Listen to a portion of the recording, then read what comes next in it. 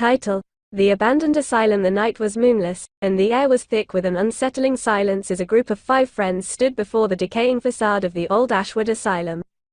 Its towering silhouette, half consumed by creeping ivy, seemed to watch them with a malevolent curiosity. Legend had it that this abandoned mental institution was once the site of inhumane experiments and tragic deaths. Intrigued by its dark history, the friends, Liam, Ava, Noah, MIA, and Jake, decided to explore the forsaken building. With flashlights in hand, they cautiously made their way inside. The air grew colder as they stepped into the asylum, the stench of mold and decay assaulting their senses. The floorboards creaked beneath their feet, and the echo of their footsteps seemed to awaken the building from its long slumber. In the dim light, they stumbled upon a room filled with old medical records. Dusty files lay scattered across the floor, detailing the gruesome treatments and experiments performed on the patients. Ava picked up a record, her eyes widening as she read about a particularly cruel doctor who conducted electroshock therapy sessions without anesthesia. The friends exchanged uneasy glances, the weight of the asylum's past pressing heavily on their minds. Continuing their exploration, they found themselves in a long hallway lined with cells. The walls were covered in eerie drawings, distorted faces, shadowy figures, and cryptic symbols etched in what looked like blood. As they examined the disturbing artwork, a distant scream echoed through the halls, sending chills down their spines. They dismissed it as the wind, trying to shake off their growing fear. Suddenly, Liam's flashlight flickered and died. He cursed under his breath, tapping it in frustration. When the light finally came back on, the others were gone. Panic set in as he called out their names, but only silence answered. He stumbled through the dark corridors, every shadow a potential threat. Meanwhile, Noah and MIA found themselves in what appeared to be an operating room. The rusty surgical tools and blood-stained tables told tales of unspeakable horrors.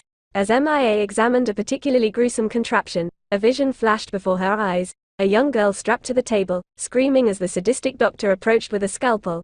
MIA staggered back, her breathing ragged, and when she turned to Noah, he was gone.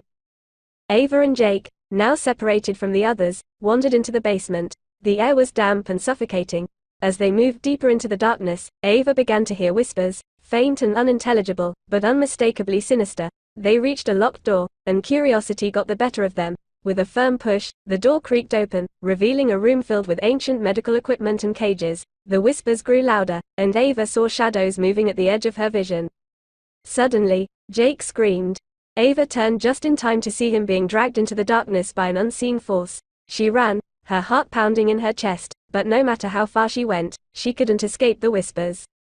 Liam, still searching for his friends, stumbled upon a diary. It belonged to a nurse who had worked at the asylum and described how the spirits of the tortured patients sought revenge on anyone who entered. The diary ended abruptly, with a final entry: "They are coming for me." Liam's flashlight flickered again, and he felt a cold hand on his shoulder. He spun around, but there was no one there. Suddenly, the asylum seemed to come alive, the walls closing in on him. He heard the distant screams of his friends and ran toward the sound, only to find himself back in the room with the medical records. But this time, the files were open, and each one bore the names of his friends, along with their gruesome fates. Ava, now completely alone, found herself back at the entrance. The whispers had turned into screams, and she could feel something closing in on her. She looked back at the asylum one last time, its windows glowing with an eerie light. As she stepped outside, the door slammed shut behind her, and the screams ceased. Shaken and disoriented, Ava made her way back to town, the asylum's dark history forever etched into her memory. She never spoke of that night again, but the whispers of Ashwood Asylum haunted her dreams, reminding her that some places are better left undisturbed.